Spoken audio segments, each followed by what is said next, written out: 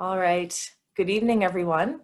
I'm delighted to welcome you to the 14th edition of the UCD Alumni Relations webinar series, UCD in Conversation.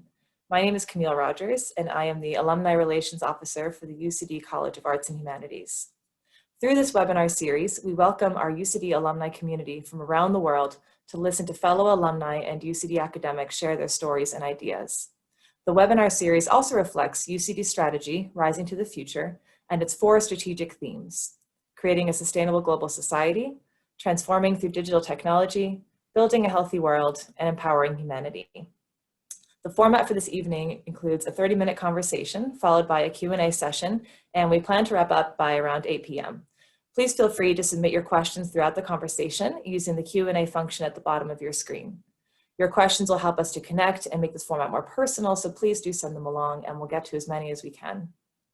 If for whatever reason you have to leave the conversation early or you have a problem with the connectivity, don't worry. We are recording this session and it'll be available on our YouTube channel very soon. So now it is my pleasure to hand it over to UCD alumnus Rick O'Shea, who will be moderating tonight's conversation. Rick is an RTE broadcaster, currently on RTE Gold and the book show on RTE Radio 1. He's also the host of Shelf Analysis, a weekly live online chat show interviewing authors about their favorite books. Rick will be chatting with Sarah Moss, a renowned writer and academic who was appointed Assistant Professor of Creative Writing at our very own School of English Drama and Film, with effect this week. He'll also speak with Emma Donoghue, who, as many of you know, is an acclaimed author, playwright, and screenwriter, who also studied English and French here at UCD. So without any further ado, over to you, Rick. And let me see if I've pressed the button. Yes. Hello, thank you, Camille, who has a much harder job than I do. It's that bit at the beginning where you have to sit there and go, we're just going to wait for everybody to get going. That's the tough gig. Thank you, Camille. Welcome along tonight. Let me tell you a little bit about our 2 guests, though, although they need no introduction. Emma Donoghue is an Irish author, a playwright, a literary historian, a novelist, screenwriter. Her 2010 novel Room was a finalist for the Man Booker Prize and an international bestseller as well. Her current novel is The Pull of the Stars and was inspired by the centenary of the Great Flu of 1918 and set in a Dublin hospital where a nurse, midwife, a doctor and a volunteer helper are all fighting to save patients in a tiny maternity quarantine ward. Sarah Moss is an English writer and academic. She's published 7 novels as well as a number of works of non-fiction and academic texts. Her work has been nominated 3 times for the Wellcome Book Prize, and she was appointed the Assistant Professor of Creative Writing at the UCD School of English, Drama and Film with effect from this month. Her latest novel, Summerwater, was published in August, and hopefully they will now press buttons that will put them on screen as well. This is the bit where I wait and go, hello, Emma, how are you? Hi, Rick, I'm thriving. And hello, Sarah, how are you? Sarah's disappeared, returned. There we go. Now we don't. Oh, wait, almost there. There we go. I'm here. Live broadcasting, folks. Welcome to both of you. Emma, you're at home. You're in Canada, am I right? I am. I'm in my partner's office that she kindly lends to me because it's got a better Ethernet connection. And my own office is far too messy to display to the internet. And it's the only key thing about doing these things is where is the Wi-Fi box and how can I get close to it? Sarah, you're here now because you've already started life in UCD. I am, and I'm in a cottage in Dunleary and hoping it doesn't rain too hard, because if so, it comes through the roof. Hopefully not in the middle of this. We've 45 minutes. It'll be fine. Before we talk about the topics that we're going to touch on and discuss tonight, maybe for both of you, given that you do both have novels that are out at the moment and quite recently, maybe you could give me 5 minutes and we can just talk about those. Emma, maybe The Pull of the Stars to begin with. Maybe tell us a little bit about the book beyond what I've just said, and maybe talk to us a little bit about, obviously, its resonance that it has now, despite the fact that the topic itself is 100 years old, and maybe a little bit as well about how the book was supposed to come out in 2021, and obviously the decision was made to bring it forward because of where we all are right now. Yeah, they brought it forward by about 3/4 of a year once they twigged the pandemic in action, something I had not noticed while I was putting my final edits to the thing in February this year. I was just so absorbed in my book, I didn't connect it to the headlines in any way. So there's no COVID additional material in this book, but they did such a beautiful job of it. I'm just going to show you the cover. it just shows publishers, when they have a need for urgency, they can do astonishingly good work very fast. Yeah, I wrote this book with no thought of contemporary relevance at all. It was inspired by an article in The Economist, would you believe? And I can't even credit the journalist because they don't use bylines.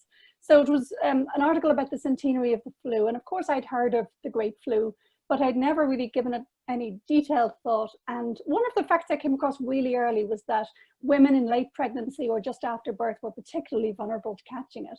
And I thought in the slightly predatory way that is common among novelists, like, oh, I like that. That's a double medical plot. You know, imagine if you were both giving birth and had the flu, and one of those storylines might go well for you and the other not, and how might they affect each other? So I decided that a maternity quarantine ward, where presumably they would have put these women, would be a good setting for a story. And I could have set it anywhere in the world, of course, but I thought, well, if I set it in Dublin, I'm more likely to get the voices right. And it was so key to me to make this as authentic as possible. You know, when you're dealing with medical storylines and heartbreaking real world storylines, you don't want to be in a spirit of, you know, fey or fancy. You know, you want to really feel it's as believable as you can possibly make it. So I thought I'd go for Dublin. And also, of course, Ireland was going through such interesting changes around 1918. I thought it would be a fascinating sort of case study of how a pandemic's disruptions might start people thinking about their social and political arrangements as well. As an author, is there a thing, because maybe not everybody is aware of how it works in terms of between yourself writing, then the editing process, and then the publisher saying, yes, this is perfect, we're going to put it out a year from now or 18 months from now. Is there an element of, as an author, a slight thrill going, it's going to be out in the world faster than I thought it would be? It was a slight thrill, except I felt sheepish about publishing during the pandemic. It seemed a little bit exploitative, but I thought it makes more sense for this book to be part of this year's conversation. And I feel sure by next year we will be entirely sick of pandemic stories. So better to do it this year. I know, yeah. In the event, it was a slight shock to publish it this fast, you know, but it's quite good to be in on those conversations, especially about healthcare workers, you know, and about the connections between a medical mass crisis and social justice movements, for instance. So it's been a very interesting year to be doing events, all from home, of course. So it's a new kind of book tour for me, you know, the entirely virtual shoeless book tour. We're not supposed to discuss how none of us are wearing shoes right now. But Sarah, tell us about Summerwater, which came out this year as well. Thank you. Summerwater was initially just a distraction project from the real book. I have a habit of doing this. I was working on a much more serious book, and I was a bit bored and a bit edgy. And then we went on holiday, me and my partner and my 2 teenage boys. And I'm the one who organises the holidays around here, which means that we go where I want to go, but it also means that it's all my fault if it's not fun. And we don't go, I've moved a lot in my life, and I don't very often go back. Once I've left a place, I tend not to want to return to it. But there is one place I've been back to all my life. It's near where I was born in Scotland, and we'd been as a family, but only for a day. And I thought it would be lovely to go for a week and really get immersed in the place, which turned out to be all too literal. It's at the end of a 10-mile single track road along the side of a loch. And the only way you can stay there is either camping or by staying on a holiday park. And we do camp sometimes, but even I am not quite stupid enough to take 2 teenagers camping for a week at the end of a single track road in the Scottish woods. So I rented one of the cabins, and it rained all day, every night, quite hard.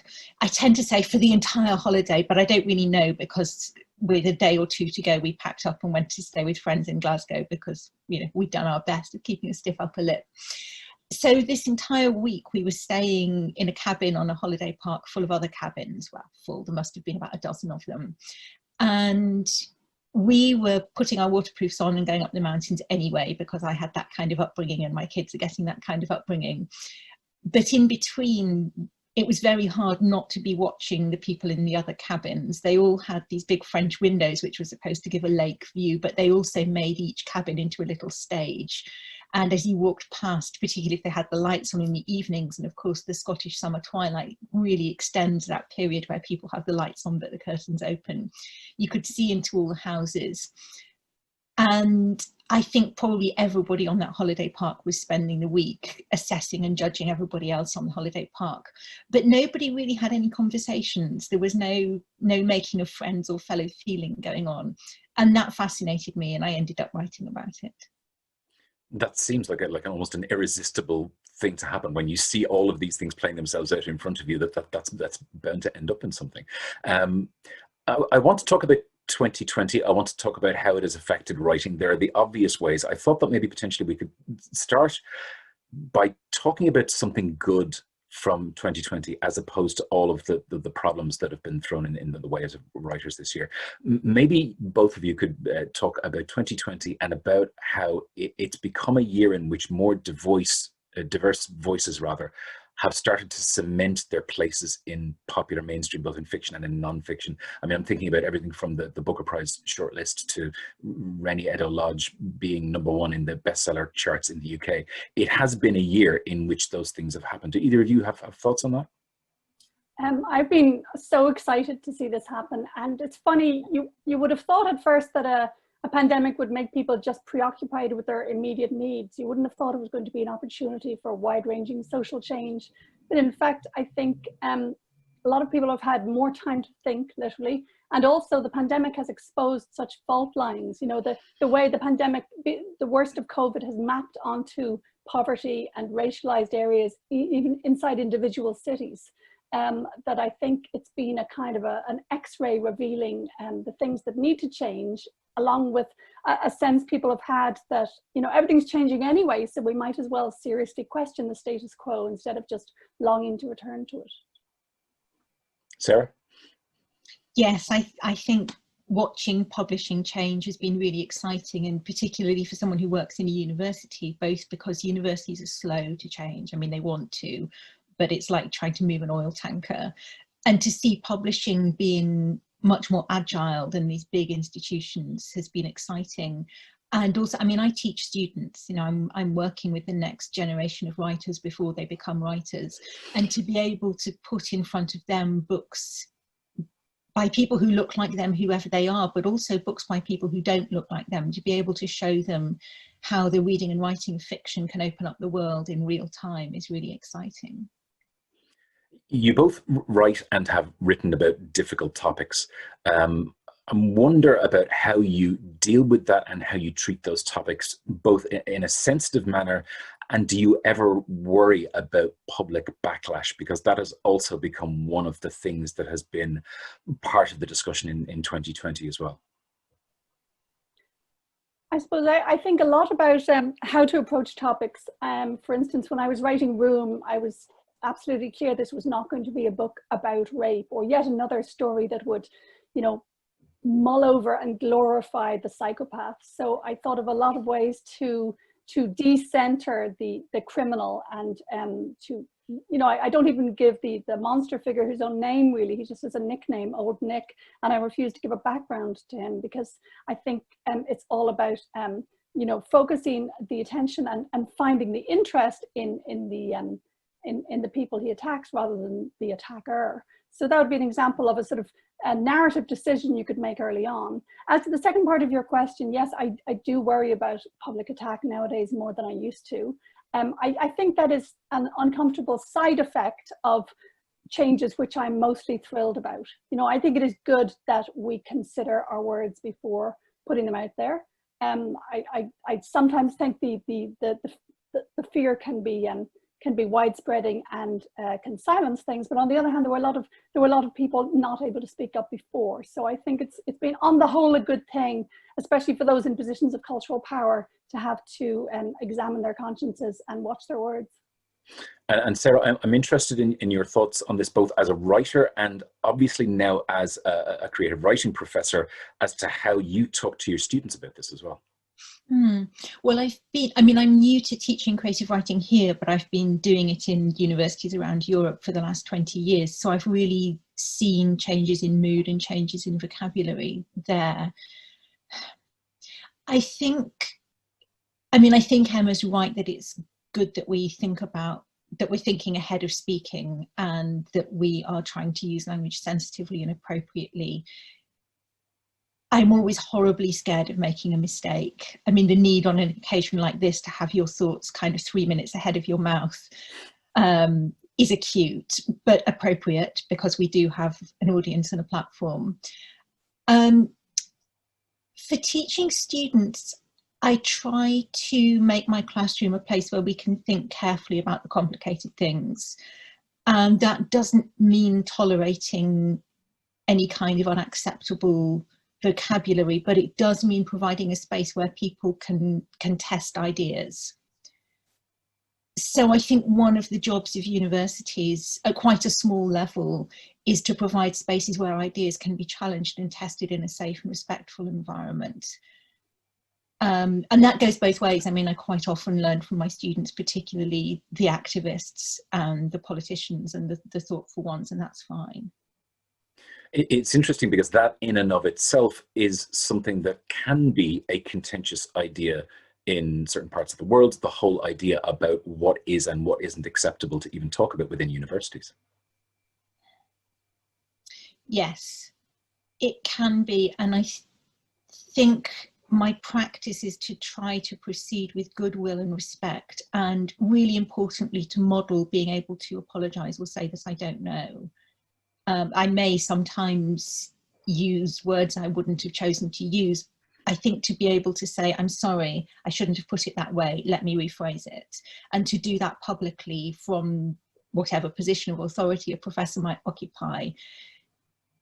It's not really thinking about speaking to the wider public, it's thinking about speaking to students and modelling ways of proceeding thoughtfully and respectfully, and in a way that allows people to backtrack when they're wrong. I mean, that's the really important thing, I think, to be able to say, actually, I was wrong about that. I've changed my mind. The evidence has made me think differently. Because otherwise we just become more and more entrenched in these oppositional positions, which is disastrous. Yeah, I think that's one of those things that again can be quite liberating, the whole idea of being able to simply say, I don't know the answer to that, or I've gotten that wrong previously, you're right, I now understand that that wasn't something that I should have said, or that wasn't something that was necessarily correct, and now I'm reusing my position. Because you're right, if that doesn't happen, you end up with people on both sides essentially throwing rocks at each other.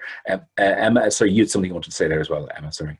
You know, what you're saying, Sarah, it's making me nostalgic for university, you know, which I spent a long time in. I'm realizing that what you say about sort of the space of the seminar, it's a wonderful halfway point. It's not just a sofa with your friends, but it's not Twitter. It's not a newspaper interview. It's not a published book. It's nothing irrevocable. And it's nothing that's going to attract the attention of potentially thousands of hostile opponents. So yes, I think it's wonderful to have an in-between space where you can devote group thought to something and you know, pick your way across the rocks, as it were, rather than being out there in the harsh glare of social media. Yeah, absolutely. And it's exactly that space to say, no, I was wrong. Oh, I didn't know that, and now I do, and that changes my mind. And you can't, I've never seen anybody do that on social media. I think being able to say, I don't know, is one of the most important qualities for a teacher. I say it all the time when I'm teaching. It's something that happens to me frequently as an interviewer. With things being as they are at the moment as well, just moving on with travel and with movement restrictions, and that doesn't look as if it's going to change anytime soon for a lot of people. Do you think that literary trips, literary pilgrimages that writers make, that's going to impact the sources of inspiration for writers in general? Because for some writers, so much of what they do can be taken from a single day somewhere, or an inspiration can come from a trip somewhere else in the world. Are people going to be forced to look maybe more inward in a way that they might not otherwise do? Yeah, like imagine if Sarah hadn't had her rain-soaked half a week at the end of that road. Maybe they'll be writing about a trip they took to rainy Scotland when they were children or something. I agree, if writers had no travel all their lives, that might have some stunting effect. I'm not sure a couple of years of it is going to dampen down the source of literature entirely. And I feel I'm okay, because a lot of my inspirations come out of the archives anyway. You know, it's past holidays and past rivers that I go to see. And in a worst case scenario, there's always Xavier de Maistre, who wrote an entire book based around having a journey around his room, which is maybe not doable for all of us. Sarah, do you have thoughts on that? I think writers' access to inspiration is not the thing that worries me most about restricted travel. I always think that if you're called on to write, you will find a way of doing it, and you'll find things to write about. And yes, I mean, it's adventures in the mind that lead to writing. The adventures in the earth, they're kind of incidental. But I do worry about a generation growing up with no experience of travel and limited opportunities to socialize and meet people and experience the world beyond their own front door. Because there's also an element to this, and this is a discussion that I've had with a few authors as part of the Shelf Analysis series, about books that will be set in 2020. I've spoken to a couple of authors whose current books were due to finish this year, but they truncated them and simply finished them in 2019. One of them said to me, I couldn't introduce a pandemic in the last 15 pages of the book. It would have made no sense. And I know a number of other authors as well who are in the middle of writing projects and who are simply saying, I can't write this book in 2020 because this story simply will be overwhelmed by what's going on in the world. If we're in this situation for this year, maybe for next year, is there a possibility that 2020, 2021 will become a kind of dead zone for a certain type of fiction, that stories simply won't be set there if we look back in 10 or 15 years' time? I'd be surprised. I would have thought for every author who's saying, okay, I'm going to end mine in 2019, there's another author saying, I'm going to write, a story set in a ventilator-filled ward right now. I mean, it's a great dramatic event. So you'll get people writing about their quarantine experience or about more dramatic shutdown experiences, and about, the wave of protest movements this year. I think in a way people's projects will float to one or other side of it. But yeah, I think there'll be plenty specifically about the big dramas of 2020. And Sarah? Yes, I think Emma's right. It's just very difficult to write fiction in real time, unless that's actually what, that's the project of the book, is to write in real time. So I don't think I'd try and write anything set in 2020, but that doesn't mean I wouldn't do it in 2023 or 2024. I mean, fiction has survived world wars and previous pandemics and, all the horsemen of the apocalypse. The future of fiction is not what worries me. The future of theatre, sure, fiction will survive. Absolutely, Sarah. I mean, we still have so many ways to get books to people and even to get authors to people, but theatre and other forms of live performance, it's just devastating. So I'm just glad, I work partly in theatre, but only partly because, I had the stage play of Room cancelled on opening night in March. So that side of my career just got, stamped on. And I'm so glad that with my fiction, I'm on a different kind of time scale and different ways of reaching people. Mm-hmm. I'm even conscious as well, perhaps, of our friends at the Dublin Theatre Festival, who over the last few days have had to cancel enormous tracts of what had been organised in terms of the physical part of the festival itself, and that's all had to happen at short notice, and that's on top of everything that's happened since March. I do like to hear about the writing processes of authors, and maybe particularly if they have changed for you over the last 6 months. Has your writing day or your writing week been noticeably different in any way, Emma? I've been a little more distracted. There's even been an element of comfort television watching very early in the morning, which I had got through my first 50 years of life without resorting to. But there are mornings when I'm like wide awake and worried about the world at 5 a.m., so a little episode of Schitt's Creek or Modern Family is something, sometimes it soothes the nerves. But no, other than that, I've been writing normally, a little bit more, again, distracted. So dividing my time between a few projects at once, but it hasn't stopped me or anything, no. I'm very lucky I was used to working at home. I think people who are used to going out to work, for them it's been a fundamental shift to find themselves, at home in their pajamas trying to find a way to organize their days. But those of us who were used to working at home, in a way we're ahead of the pack there. And maybe Sarah, I have a double question for you. So the same question in terms of being a writer, but also in terms of taking up the new job in UCD, because this obviously has a very different complexion than it would have had you taken up the job 12 months ago.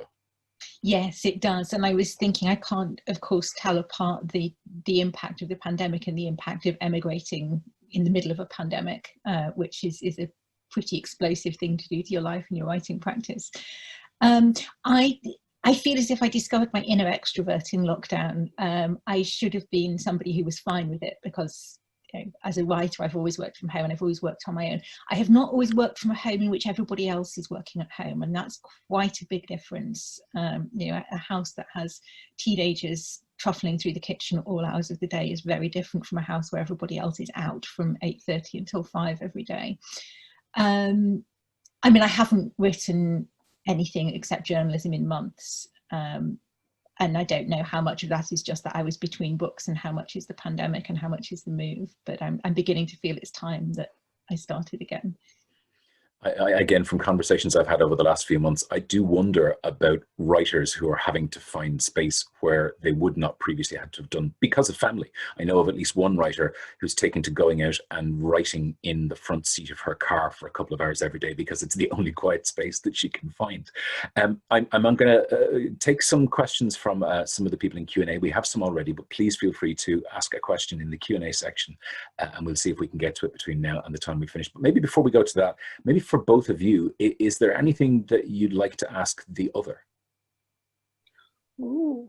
Can I just say I'm the most massive fan of Ghost Wall, and I press it into the hands of everyone I know, including my book club. I find that book has just an unholy and unnerving effect on me. I realise that's not a question. Actually, I would love to know where that one came from. Was it a holiday? Were you forced into a Neolithic recreation? No, we had some pretty odd holidays, but we stopped short of human sacrifice. It came from a writing residency, actually, in Northumberland, where I thought I was writing non-fiction, but I also really fell for the landscape. And a friend who's an experimental archaeologist, and the Scotland's People exhibition in the National Museum of Scotland in Edinburgh, and those things all kind of came together. It was a landscape and bog bodies and Brexit in the background. Yes, I was trying to think of a question for you, but all I really wanted to say was I really love your books, which is not a question. That's okay. That's a perfectly acceptable thing to do. If we were in a room, there would be somebody putting their hand up and saying that to both of you anyway. So you're acting as a proxy for that, which is great. I didn't think we'd end up somewhere this evening where one of you would discuss how there was no Neolithic sacrifice on one of your holidays. So I like that we made it to that point. That's interesting in and of itself. There are many questions coming in, so I'm conscious if we start cracking on these, we might get to a fair few of them before we finish up. Susan Gilmore, thank you, Susan. Susan just wants to know, Emma, what's your process when you're writing? I realize that probably differs from book to book. Do you have a general process? My general process is that I'm a huge planner, because I'm honestly not naturally gifted at shaping a book. I would say I have the gift of the gab, or maybe it was just growing up in a highly articulate family of 10 people. I had to, fight for a chance to say something at the dinner table, so that perhaps turned me into a talker. So I can generate dialogue till the cows come home, but I'm not necessarily good at shaping a book, especially in a kind of taut or muscular kind of way. So I very explicitly plan what I'm going to do in each chapter. And when I do that, I can often see that, for instance, chapter 4 is not necessary and we'd all be better off without it. So I highly recommend planning. Novels are very long, really. Even a short novel is a long experience for you, and it's easy to get lost. So especially in a way for beginner writers, I think some kind of path through the wilderness is hugely helpful. And of course, you can deviate from it at any point. You're not like an architect. You're not actually committed to the plan in terms of budget or materials or will the thing fall down. You can change it at any point, but having a plan is hugely helpful. So that's what I'd recommend. I'd also put a plug in for treadmill desks. Writing can be a very sedentary life. So I've got a standing up, walking along kind of desk where I spend a couple of hours a day, and it's a magical way to insert exercise into a very sedentary life. I saw you write about that before at one point, and so every time I read something you've written now, I have this picture of you on a treadmill desk in the process of writing it. That's always with me. Anonymous attendee, good name. Do Sarah and Emma feel compelled to write something surrounding the events of 2020, or do they feel a need to steer clear of it? Obviously, that's not a question for now, but do either of you have any thoughts on that? Maybe Sarah, would start with you. I mean, I have a vague thought about what I might write next, which is not explicitly set in 2020 or to do with the pandemic. I'd be very surprised if we didn't all end up writing about it in some shape or form sooner or later. And Emma? But certainly we're not obliged to, are we? Somebody asked me recently if I thought that as a member of a community, where I live, in London, Ontario, do I feel that a writer is obliged really to write about that world? And I'm like, no, you know, the whole point of our job is absolute freedom. So no, I don't think we have to write about anything. But as Sarah was saying, it'll creep in, you know, even if I write historical novels, I'm sure it'll creep in. This is for Emma. Thank you, Nessa. Hello, Nessa Mahoney. Nessa says, I'm wondering whether Emma thinks that social media is amplifying the pandemic experience in a way that those experiencing the influenza epidemic of 1918 to 1919 wouldn't have comprehended. What was the contemporary reception or perception of the experience compared with our own? I think there was a lot more top-down censorship. The very fact that it was known as the Spanish flu, that's as if Trump's absurd formulations of the China plague or the Wuhan virus, as if they caught on, you know, and governments which were fighting in World War I, they wanted to associate the illness with a country that was neutral because they didn't want to admit to anything that might lower morale. So on no evidence whatsoever, they called it the Spanish flu. So that'd be an example of how governments managed to keep it all very much below the radar. In newspapers, you'd get a low down below the fold headline about cases of flu increase at a point where people were dropping dead in the street, and a very high percentage of people died of it. It's thought maybe 4 to 6% of people worldwide died of it. So they didn't talk about it much at the time because of this clamping down effect. Whereas by contrast with that, you could say that a lot of our media nowadays is in our own hands. So we talk about things a lot. But even though, you know, we've commented already on how social media can be a savage kind of place, but it certainly allows people to feel a sense of solidarity if they're going through similar stuff half a world apart. Perhaps in 1918, there was a lot of suffering without people realizing that this was a unifying experience. So, you know, there's something to be said for that feeling on Facebook of, I'm not the only one who's afraid for their elderly parents or something like that. So I think there have been some good aspects to the sharing on social media. Absolutely. Jer Moan says, you've both written historical fiction. I wonder about fiction set in prehistory and language particularly. Can it use vernacular or maybe a simplified language? Who wants to field that? Well, maybe as somebody who has written about prehistory, although not set in prehistory. I don't think there are any rules. The prehistory that I'm interested in is Iron Age. So we know that, I mean, there is no question that people certainly had language and almost certainly song and music. It just wasn't written down. And that's what fascinates me about that period in these islands, although of course not everywhere in Europe. I mean, you know, there were classical epics by then and lots of writing all over the world, just not in Northwest Europe. I think, I mean, the further back you go, the less is known, the more freedom you have, I guess. I always tell students that any world with integrity and plausibility can work. Your responsibility is the integrity and the plausibility. And if you do that, then you can have the sky green and dragons in the rivers and it doesn't really matter. Yeah, there's a concept in theatre that you establish the permissions for your piece in the first 5 minutes. So if your permissions is, you know, characters will drop from the flies, then the audience gets used to that. I think that's a great technical question from Jer. Thanks, Jer. I'm writing something set around the year 600 and the characters would have been speaking Latin. So in a way, whatever English I come up with for them is a translation of what they would be speaking, which in a way leaves me freer. It's like when, I don't know, if you get a modern Irish playwright doing a version of Chekhov, in a way, there's already a translation process. So translating from then to now is just part of that. What's a bit trickier is if you're representing the English of, say, 1066 in modern English, because it's going to be a bit more obvious when you're not using the words of the time. And some writers make very bold choices. I think there's a Julian Rathbone novel called The Last English King, where he has his characters from 1066 speaking in very blunt, colloquial modern English. He's just offering it as a kind of a translation and saying that that'll have a much more, it'll give a lot more verisimilitude than if he has them speaking in a very ye olde way, which to us will have associations of high culture and Shakespeare festivals, you know? I guarantee you what will happen when that book comes out, Emma, there will be Latin geeks. There'll be at least 2 of them on Twitter who will feel the need to get in contact. Nuala McGarry says, hello ladies, any particular advice for unpublished writers in Ireland?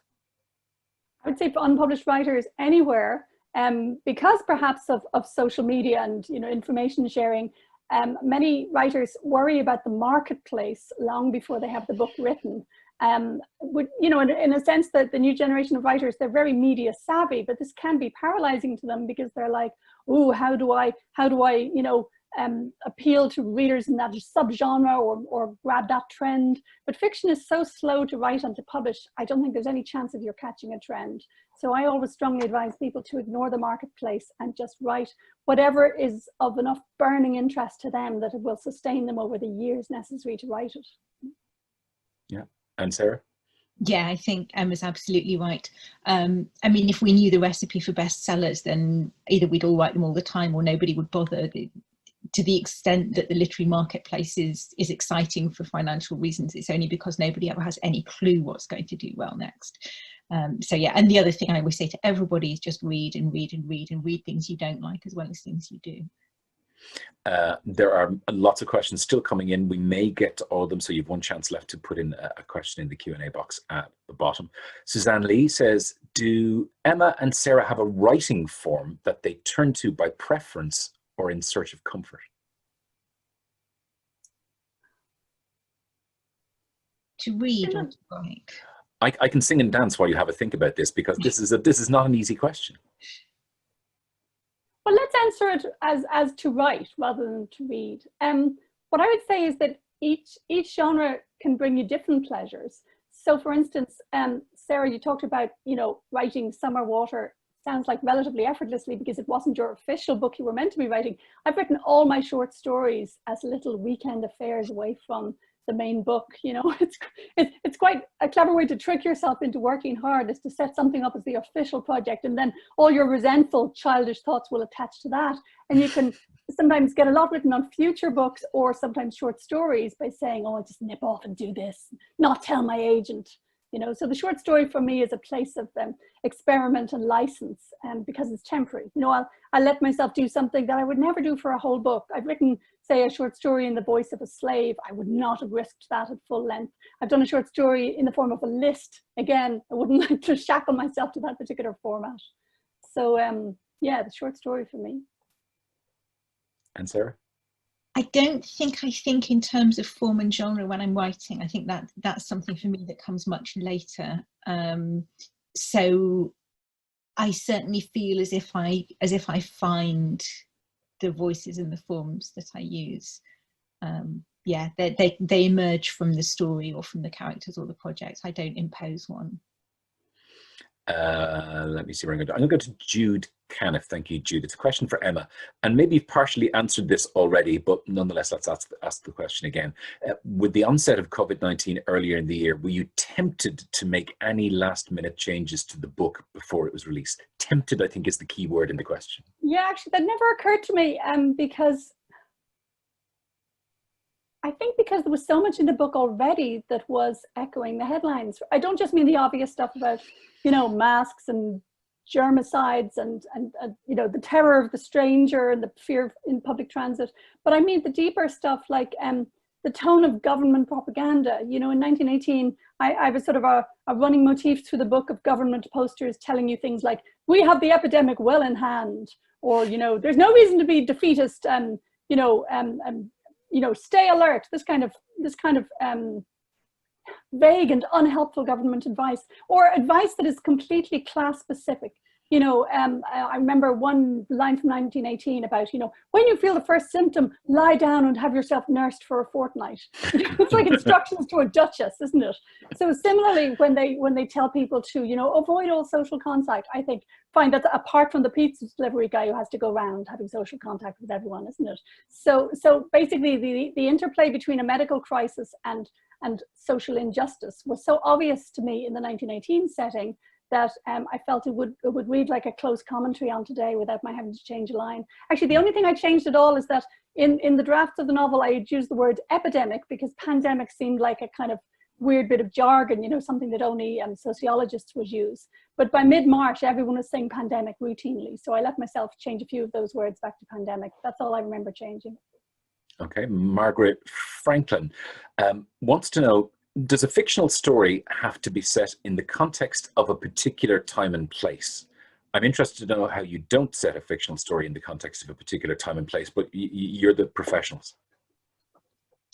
I've actually been thinking about this quite a lot recently, whether it's possible to cut a book off from time and place and write it in a totally free-floating way. I think it probably isn't, but I haven't quite abandoned the idea that experiment might get me some of the way. The problem, which is also the joy of fiction, is that we actually live our lives in very specific contexts of technology and material culture and clothes and health and family and politics.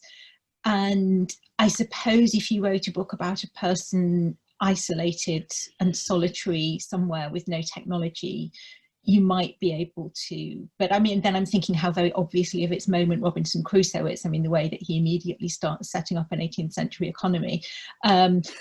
And if you were in that position and you had no technology, these days you would be worrying about the lack of tech and wanting a phone, and there would be planes going over and certain kinds of boats. So, no, I think you probably can't. You can probably scale it back quite a lot, but I think humans exist in relation to history and geography, and you're not going to be able to remove them from that. I think you can probably set a story in quite a broad range. I'm thinking, I did a book of fairy tales once that was set in, I would say, pre-modern continental Europe, in that it was a world of, you know, forests and castles, but it didn't have to specify whether it was a Norman castle or a 16th century castle. And similarly, I can imagine you might set something in a cafe, and you wouldn't be quite, you know, if they're sitting around having coffee in a cafe and talking about lofty subjects, you might not know whether it's 1945 or 1985. You might at some point have to decide whether people's phones are ringing or not. So you might have to say, okay, it's the era of modern phones, but you wouldn't have to specify which particular iPhone it is. You know, in fact, I hate the kind of fiction that says he pulled out his iPhone 7, you know. I try and avoid brand names. So you probably don't have to feel obliged to specify everything about the time and place.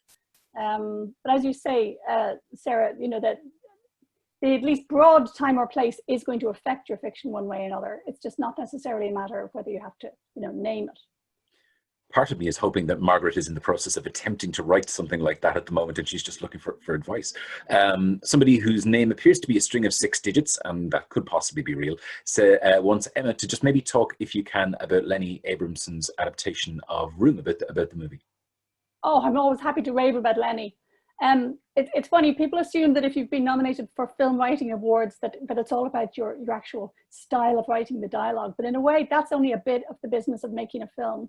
And the bit I'm proud of in having made Room is that I said no to various overtures from Hollywood types. I remember one of them ringing me, or rather the agent of the producer rang me and said he was interested in The Room, and I was like, if he gets the title wrong, I think we can end the conversation here, you know. So Lenny sent me a 10-page letter pouring out his ideas for the film he would make. And being, you know, a man with a philosophy background, he was both highly intellectual and learned, but also enormously warm and full of feeling, and really writing as a father of young children, you know. So so I had fantastic time working with him, and he's really a writer's director in that he's very kind to us, and his writers often get nominated for awards. And Lenny has shaped the script of everything he's worked on. He's very literary. He kept, you know, he'd sit down with me and say, I like the scene in the screenplay there, but can we go back to the book? There's something in the book that we didn't quite capture. So he's beautifully book focused, even though a film is, of course, a totally different thing. And he's immensely, you know, gentle and welcoming, really. He never made me feel foolish that I didn't know what all the film jargon was, or that you know, all these conventions were new to me. And in fact, many of the conventions that I had sort of grasped about writing for film, Lenny would say to me, like, don't worry about that. We don't have to play it by those rules, you know. You know, be aware when you're breaking the sort of rules of film, but break them nonetheless. So I couldn't have had a better guide into the world of screenwriting. And the fact that I'm still, you know, I'm writing other projects now, it's all because he made that first experience such a good one. And apparently he's quite good at adapting books into television series as well, I've heard.